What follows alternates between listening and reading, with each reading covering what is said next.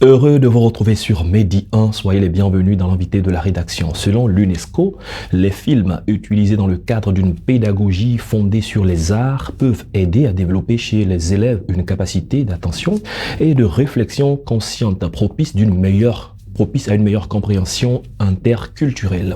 Nous parlerons dans cet entretien de l'utilisation du cinéma pour sensibiliser sur les fléaux qui minent l'école. Pour en discuter, un enseignant est avec nous. Bienvenue, Évariste Onye. Merci. Vous êtes professeur de mathématiques et fondateur de l'ONG Vie Nouvelle. Avec vous, nous allons parler des fléaux qui minent l'école en général, pas l'école ivoirienne seulement. Mais comme vous êtes enseignant ici en Côte d'Ivoire, c'est des problèmes et des situations qu'en Afrique, et certainement au-delà même de l'Afrique, on rencontre. Parlons de ces quelques fléaux-là qui sont les plus en vue en ce moment au niveau de l'école. Merci beaucoup pour nous avoir reçus. Alors, il faut dire que tout système éducatif est confronté à des problèmes, à des fléaux. Et ici, en Côte d'Ivoire, nous avons beaucoup de fléaux qui minent l'éducation. Mais nous allons peut-être toucher quelques-uns, oui. À savoir la drogue, le phénomène de la tricherie, les grossesses en milieu scolaire. Certains disent en cours d'année, bon, les expressions parfois changent. Voilà. On sait de quoi il s'agit. Les grossesses en milieu scolaire. Il y a aussi le phénomène de l'alcool. Voilà, l'alcool. Et bien entendu, tous ces fléaux-là ont pour conséquence directe le décrochage au niveau de l'école. Mais souvent, on se pose la question de savoir, l'école, c'est le temple du savoir. Il y a des élèves, il y a des enseignants, il y a le personnel administratif, et il y a même des éducateurs. Comment se fait-il que dans ce milieu-là, toutes ces activités peuvent se développer? Effectivement, l'école est un endroit où on reçoit des élèves, des apprenants, mais qui viennent d'origines diverses, qui viennent d'horizons divers. Et quand ils arrivent, chacun des élèves est soumis à des contraintes socio-culturelles. Il y a des personnes, par exemple, qui viennent des familles, des familles qui ne sont pas peut-être socialement posées. Donc, ces personnes peut-être auront envie de faire comme certains élèves qui viennent des familles aisées. Et donc, du coup, il y a certains phénomènes qui vont naître. Vous avez entendu parler certainement du phénomène de broutage. Tout ça, c'est ce qu'on appelle le phénomène du gain facile. La cybercriminalité. La cybercriminalité. Ce sont des fléaux qui minent l'école. Et il y a aussi certains enfants qui ont la pression familiale. Donc, ils doivent absolument à tous les coups réussir, peut-être à un examen ou un passage de classe supérieure. D'être sorti du système. Donc, du coup, il y a certaines personnes qui s'adonnent à la tricherie. Vous avez vu, l'année dernière, j'étais ici, nous avons parlé de la vidéosurveillance. Tout ça, ce sont des solutions apportées pour combattre des fléaux qui minent l'école. Et la pression est beaucoup plus forte sur la jeune féminine, sur les femmes, les jeunes filles, qui décrochent bien des fois sous la pression et qui, parfois, en cours d'année, contractent des grossesses et sortent du système. Effectivement, il y a la sexualité précoce qui mine l'école. Le gouvernement a fait un bilan tout dernièrement de l'année 2021-2022 qui parlait de plus de 5000 cas de grossesse dans les lycées et collèges de Côte d'Ivoire. Donc, ce sont les fléaux vraiment qui minent l'école ivoirienne. D'accord. Au niveau des enseignants, on a toujours pensé, on s'est toujours dit que dans la formation des enseignants, il y a des éléments élémentaires pour leur permettre de pouvoir faire de l'éducation directe avec les élèves qui sont à leur disposition. Est-ce que ça continue toujours? Quelles sont les contraintes? Parce que bien des fois, avec le nombre d'élèves, avec les difficultés que rencontrent les enseignants, on ne sait pas s'ils arrivent tout de même à donner quelques conseils au-delà des cours. Effectivement, l'enseignant est en griffe appelé l'éducateur. Parce que même l'éducateur n'est pas toujours en contact directement avec les élèves. C'est le professeur ou l'instituteur qui est à tout moment en contact avec les enfants. En dehors même de la discipline qu'il dispense, il trouve toujours du temps pour parler avec les enfants et pourquoi pas cibler certains enfants qui sont dans les situations qu'on vient de citer tout à l'heure.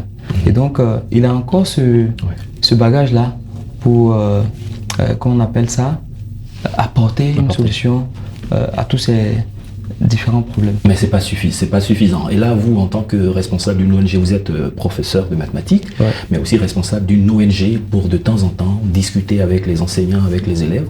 Vous avez eu une idée de sensibiliser à travers le cinéma, en créant des vidéos pour pouvoir sensibiliser sur la drogue, etc. Parlez-nous de ce projet-là. Effectivement, j'ai constaté que depuis un moment, depuis un certain nombre d'années, les enfants sont plus attirés par tout ce qui est nouvelles technologies. On témoigne les nombreux téléphones qu'ils ont. Les nombreux téléphones, la plupart, à partir peut-être de la 4e, 3e, ont des smartphones et ils sont sur les réseaux sociaux. Quels s'y regardent là-bas? On s'est dit qu'il peut y avoir un moyen pour sensibiliser une personne qui va sur les réseaux sociaux. Et donc, le moyen que nous avons trouvé utile, et même, ce n'est pas seulement nous, en tant que ONG, mais ce sont des moyens qui ont été déjà validés par des organismes internationaux, l'audiovisuel.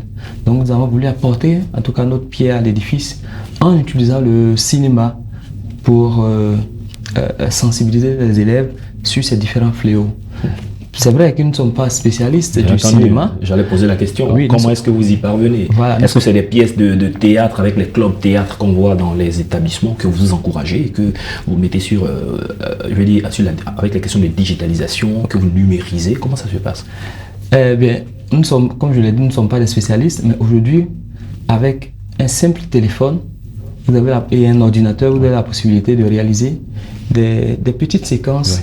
Des petites capsules qui sensibilisent, qui touchent vraiment à un grand nombre de personnes. Parce que si la vidéo n'est pas volumineuse, certainement, ça va être partagé à plusieurs personnes.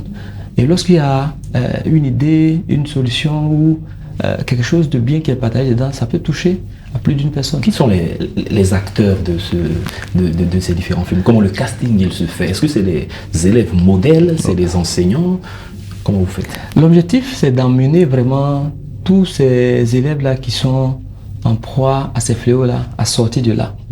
Et donc, des élèves modèles peuvent être pris pour servir d'exemple, tout comme celui qui est dans une situation donnée, en le prenant, en faisant de lui un acteur qui joue par exemple un rôle dans une capsule qui lutte contre la tricherie. C'est sûr que, de façon indirecte, il va se dire, mais moi j'ai joué dans un film qui parle de la lutte contre la tricherie. Pourquoi me retrouver là? Moi je ne tricherai plus. Et donc, vous aurez gagné une personne qui était dans cette situation. Donc, tous les élèves, si en tout cas, s'il y a la volonté, ils sont aptes à participer à ce que nous faisons. Et d'ailleurs, je profite pour vous dire que nous voulons rendre ça plus populaire, parcourir en tout cas les écoles, et ce sont des projets qui existent déjà, mais nous venons en appui, parce que même la zone dans laquelle nous sommes, le fléau, le phénomène de grossesse en milieu scolaire est très répandu là-bas. Et donc ça fera partie d'un des sujets que nous allons aborder dans... Et comment cette initiative est accueillie par la direction, par le personnel d'encadrement? Est-ce que vous, en tant qu'enseignant, vous avez le temps, au-delà de vos cours, de pouvoir suivre? Quelles sont les contraintes? Le projet a été très bien accueilli par nos responsables, parce que le problème se situe au niveau du temps. Quel est le temps qu'il faut trouver pour faire ça? Mais je pense que c'est une question de volonté. Et vous voyez, très souvent les mercredis, après-midi sont réservés pour les activités socio-culturelles. Donc nous, voyant la portée qu'aura ce projet, vraiment nous trouvons un peu de temps pour y travailler. Et je sais que plusieurs de nos collègues nous ont rejoints dans la tâche parce qu'ils ont vu que les conseils directs, ne fais pas ci, ne fais pas ça, peuvent porter, mais aussi trouver d'autres moyens pour y arriver aussi.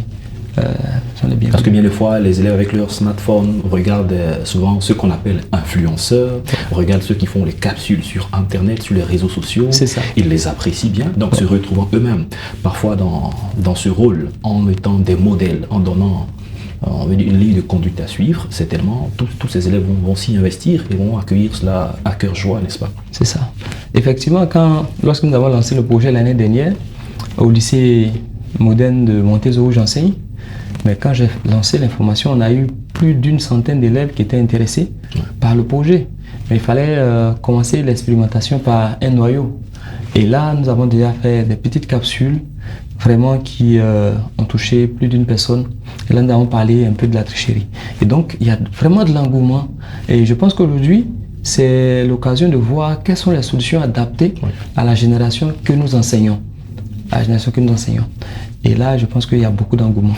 Et j'imagine que cette vidéo ou cette initiative sera l'occasion aussi de détecter des talents déjà au niveau scolaire, des talents qu'on pourra promouvoir avec une carrière, pourquoi pas après. Des personnes qui veulent entrer aux Beaux-Arts, qui veulent entrer dans des instituts de théâtre, c'est dès le lycée que ces talents se décèlent. Merci Évariste Onyen.